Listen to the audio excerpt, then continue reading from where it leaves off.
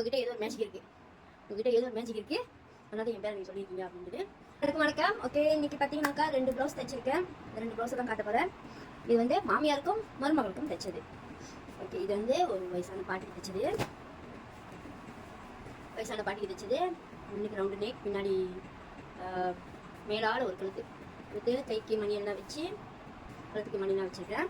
அடுத்து பார்த்தீங்கன்னா அவங்க மருமகளுக்கு, அவங்களுக்கு வந்து இதுதான் அவங்களோட சாரி பிரிண்டிங் பண்ணியிருக்கேன்.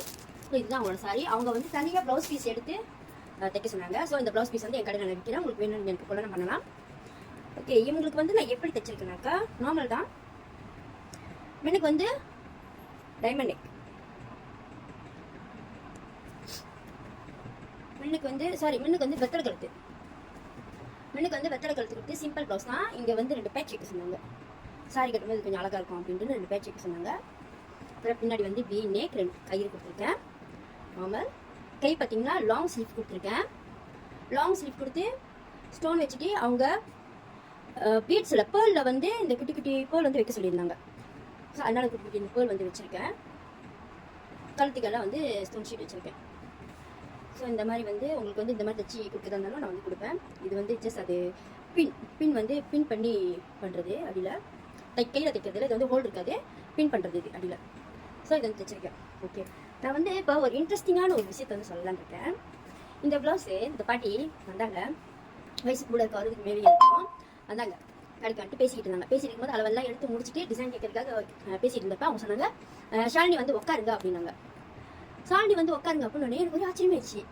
என் பேர் எப்போ அந்த பாட்டிக்கு தெரியும் அப்படின்ட்டு. ஆக்சுவலி என் பேர் வந்து தமிழரசி. ஸோ எங்கள் வீட்டில் வந்து சின்ன பிள்ளையா இருக்கும்போது எங்கள் வீட்டில் வந்து எனக்கு ஷாலினின்னு பேர் வச்சாங்க கூப்பிட்றதுக்காக. அந்த ஷாலின்ற பேரையே சுருக்கி ஷாலுன்னு கூப்பிட ஆரம்பிச்சாங்க. ஸோ அப்படி இருக்கும்போது இந்த பாட்டிக்கு எப்படி என் பேர் தெரியும் அப்படின்னு சொல்லிட்டு நான் கேட்டேன், பாட்டி இப்போ நீங்கள் இந்த ஷாலினி தானே கூப்பிட்டீங்க? ஆமாம்.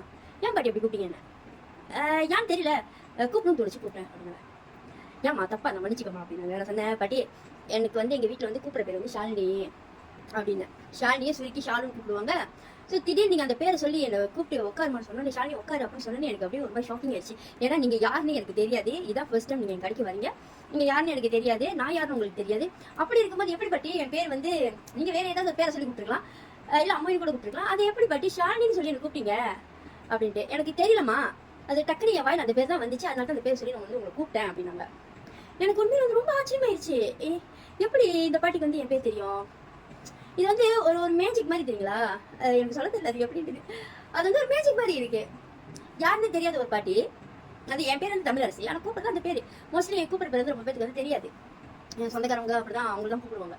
ஸோ இவங்க யாருன்னே தெரியாத ஒரு பாட்டி எப்படி என் பேர் சொல்லி கூப்பிட்டாங்கன்னு எனக்கு ஒரே ஆச்சரியம்.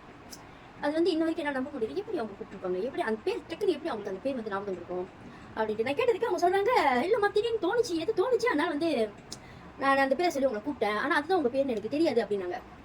சொன்ன பாட்டி உங்ககிட்ட ஏதோ ஒரு மேஜிக் இருக்கு, அதனால என் பேரை நீங்க சொல்லியிருக்கீங்க அப்படின்ட்டு.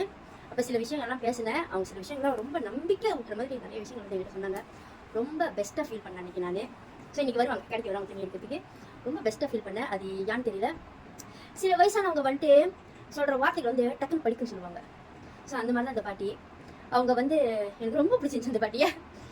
அப்போ அந்த மாதிரி அவங்க என்ன பேர் சொல்லி டக்குன்னு கூப்பிட்டது, சில விஷயங்கள்லாம் வந்துட்டு ஷேர் பண்ணிக்கிட்டப்ப அவங்க சொன்ன விஷயங்கள் வந்துட்டு நிறைய பாசிட்டிவாக எனக்கு சொன்னாங்க. அது ஒரு பிளெஸிங் தான் நான் சொல்லுவேன். ஏன்னா கடவுள் வந்து நம்ம நேரில் வந்து ஆசீர்வாதம் பண்ண மாட்டார், யாராவது மூலியமாக தான் வந்து ஆசீர்வாதம் பண்ணுவாங்கன்னு சொல்லுவாங்க. அந்த மாதிரி தான் எனக்கு அந்த பாட்டி வந்து பேசின சில விஷயங்கள், எனக்கு சொன்ன மன தைரியம், நிறைய விஷயம் வந்து பேசியிருந்தோம். நிறைய மன தைரியம் கொடுத்தாங்க. ரொம்ப வந்து நிறைய பாசிட்டிவாக பேசினாங்க, மன தைரியம் கொடுத்தாங்க. அது ரொம்ப நெகிழ்ச்சியான ஒரு தருணம் தான் நான் சொல்லுவேன். ரொம்பவே பிளஸ் தான் சொல்லுவேன் நான். அது எனக்கு சொல்ல வார்த்தை இல்லை. அந்த பாட்டிக்கு வந்து வயசு கூட இன்னும் அந்த பாட்டி நல்லா இருக்கணும் அப்படின்னு நான் பிரார்த்தனை பண்ணிக்கிறேன். ஸோ எனக்கு வந்து அந்த பாட்டி வந்து அது இன்னமும் எனக்கு வந்து ஒரு குட் வைப்ரேஷனாகவே அது வந்து இருக்குது. ஸோ அந்த பாட்டியை பேர் சொல்லி கொடுத்தது ரொம்பவே வந்து சந்தோஷமாக இருந்துச்சு. ஏன்னா சில பேரோட பேர் வந்து நமக்கு வந்து தெரியாது, டக்குன்னு நமக்கு அந்த வாயில் அவங்க பேர் வர. ஆனால் இவங்க அந்த சாணி வந்து உட்காருமான்னு சொன்னோன்னே என்னால் நம்பவே முடியல, அவ்வளோ ஆச்சரியமாக இருந்துச்சு. அந்த கடவுளே வந்து எனக்கு வந்து என்கிட்ட உட்காந்து பேசுன மாதிரி, என் ஆசீர்வாதம் பண்ண மாதிரி, அந்த மாதிரி ஒரு ஃபீல் எனக்கு.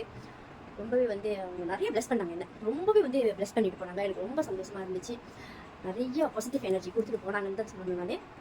ஸோ இது வந்து நான் ஏன் சொல்கிறேன்னாக்கா ஷேர் பண்ணணும்னு தோணுச்சு, அதனால வந்து நான் ஷேர் பண்ணுறேன். ஏன்னா வயசு ஆனவங்களும் சரி, வயசு ஆகாதவங்களும் சரி, ஸோ யங் ஏஜாக இருந்தாலும் சரி, வயசானவங்களா இருந்தாலும் சரி, எத்தனை பேர் வந்து மற்றவங்க நல்லா இருக்கணும்னு நினைக்கிறாங்க சொல்லுங்க பாப்போம்.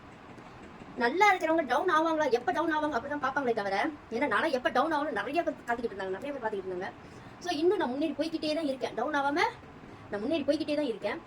ஸோ அந்த மாதிரி எத்தனை பேர் வந்து மற்றவங்க வந்து நல்லா இருக்கணும், சிறப்பாக வரணும் அப்படின்ட்டு மனசார நினைப்பாங்கன்னு எனக்கு தெரியல. ஆனால் இந்த பாட்டி வந்து மனசார நினைச்சு நிறைய பிளெஸிங், நிறைய ஆறுதல், நிறைய விஷயங்கள் எனக்கு அது கொடுத்துட்டு போனாங்கன்னு தான் நான் சொல்லுவேன்.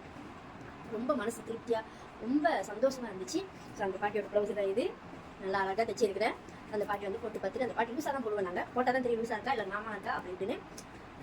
ஸோ ரொம்ப எதிர்பார்ப்போடு இருக்கு அந்த பாட்டி வரதுன்னு நினச்சி. ரொம்ப சந்தோஷமா இருக்குது, மனசு ரொம்ப சந்தோஷமா இருக்குது. Okay, thank you.